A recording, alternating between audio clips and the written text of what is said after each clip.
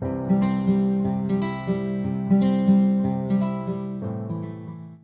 day, kids. Another fun learning topic to be discussed today. Our topic is using appropriate graphic organizers in text read. After you go through this lesson, you are expected to identify the meaning of graphic organizers and use graphic organizers to show understanding of text. Are you familiar with this picture? What can you say about the picture shown? What do you call to them? You're right, it's the graphic organizers from our previous lesson, identifying the main idea, key sentence and supporting details. What can you say about the picture shown? What do you call to them? Here are the guide letters to solve the puzzle. All the pictures shown are known as.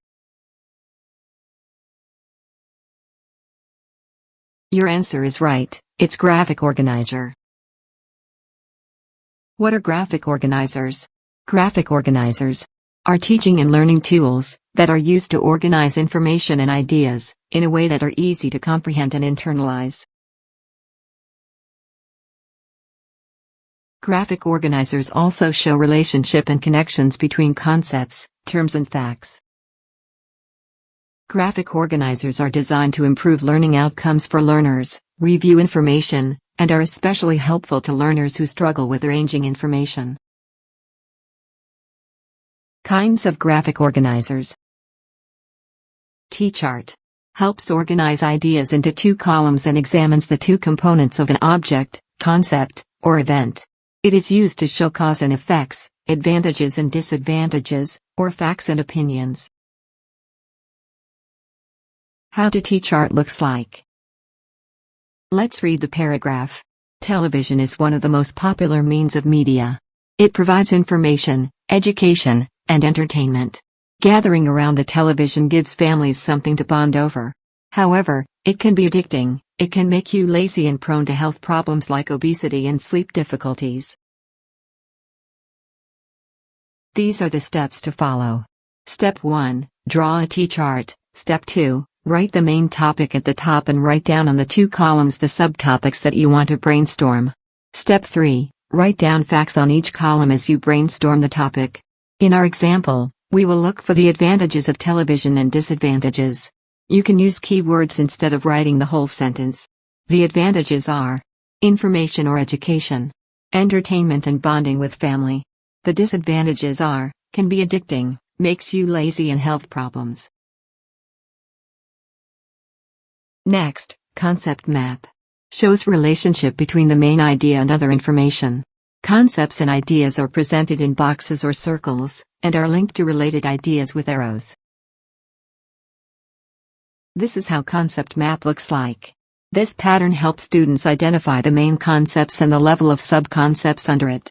It can also be used to illustrate hierarchical information. Let's look at the paragraph and visualize the ideas. Coconut. Coconut is a valuable resource. Its trunk can be used to make benches and tables. Its leaves can be used to make mats, slippers, and bags. Coconut oil can be used for cooking and coconut shell can be turned into charcoal. Let's visualize the examples in a concept map. It starts from the top and branch out the main idea into different subtopics. The main idea in the paragraph is coconut. It is written at the top. We used arrows to branch out the subtopics which are the useful parts of the coconut. The trunk, leaves, oil, shell. Then we also include the parts on how to use them by connecting arrows again. The trunk is used for benches and tables. The leaves are used for mats, slippers and bags. The oil is used for cooking. The shell is used for charcoal.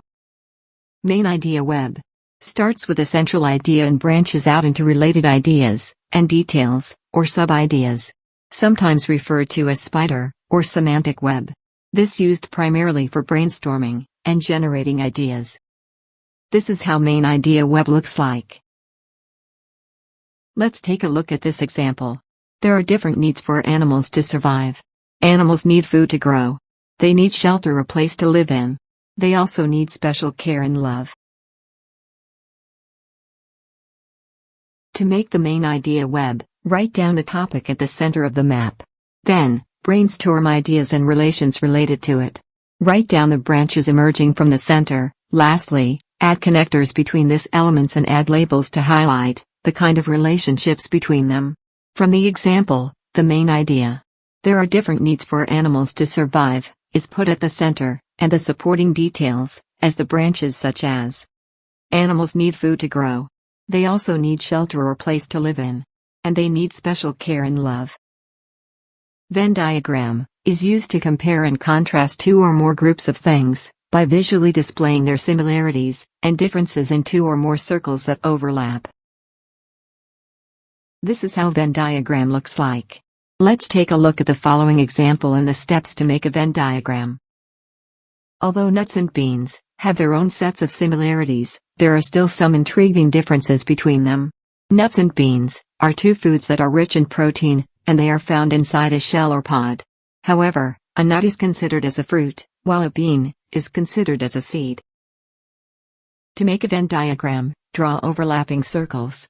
Next, write down the topic being compared on top of the circles. The topics are nuts and beans. Then, write down the differences inside each own sector, avoiding the overlapping area. For nuts, write down fruit. And for beans, is seed. Finally, list the similarities in the overlapping area. The similarities of nuts and beans are rich in protein and found inside the shell or pod.